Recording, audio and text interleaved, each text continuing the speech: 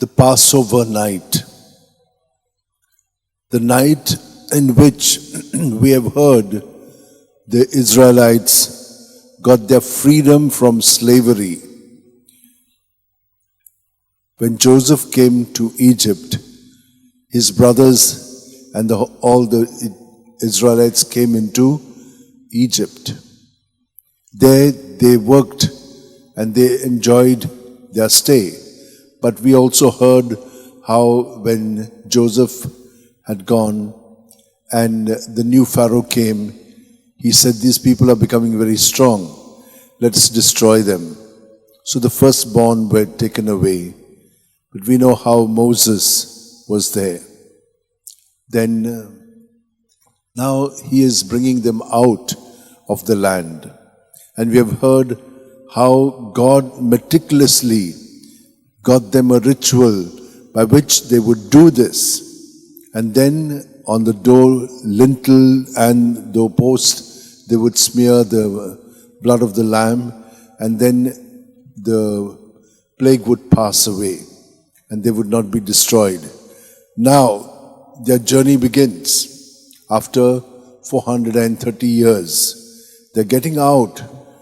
600,000 men. So just imagine what a big crowd.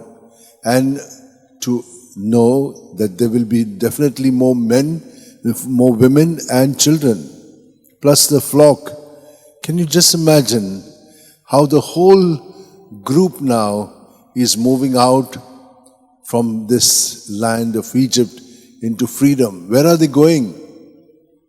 They're going out into the wilderness, the desert. Can you imagine that? What is there in the desert for the flock and other things? There's nothing. Those of you who have been in the Gulf area know what it is to walk in the sand. And God is going to take care of them. And for 40 years they will be now walking. It is not easy. It is almost impossible. But with God, nothing is possible. And so, what do we need to do? We need to have our faith in God. We have seen in Jesus, the Father has revealed His love. So many good things. People were astounded. They saying, not like our Pharisees and teachers. He is someone who speaks with authority. And look at the miracles that He does. And yet, they want to eliminate Him. The good people are eliminated. Now, such things could also happen to us when there will be people who are good also, but when they are open to the evil one, then they become evil themselves and they want to destroy what is good. Can you imagine all these things happening in front of your eyes and you feel helpless? And for this reason, there is only one help.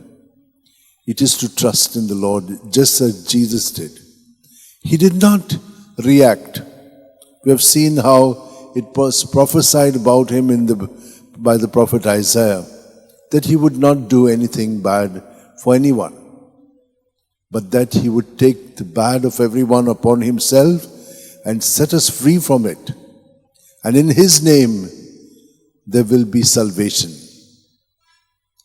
Sisters and brothers, we all do take the name of Jesus every now and then, but we take it only for our convenience sake, not as a relationship in which we live all the time. He is our head and we are its members. So you must just imagine how all the parts of our body are aligned to me. In that same way, all of us have to be aligned to Jesus and draw the good things from Him, just as all our parts of the body also do that. But you know how in our imagination, in our thinking, we can simply become spoiled. The good can be just destroyed by our negative thinking, judgments, and all such things. Who does that? We do it because we become self-centered and not God-centered. The God is with us. And so this kind of a paradox that keeps on happening within us, that's the reason why we must stay stable. To build ourselves on rock and not on sand. Let us ask for this grace that we be firm and in the Lord to respond to all situations, whatever they may be.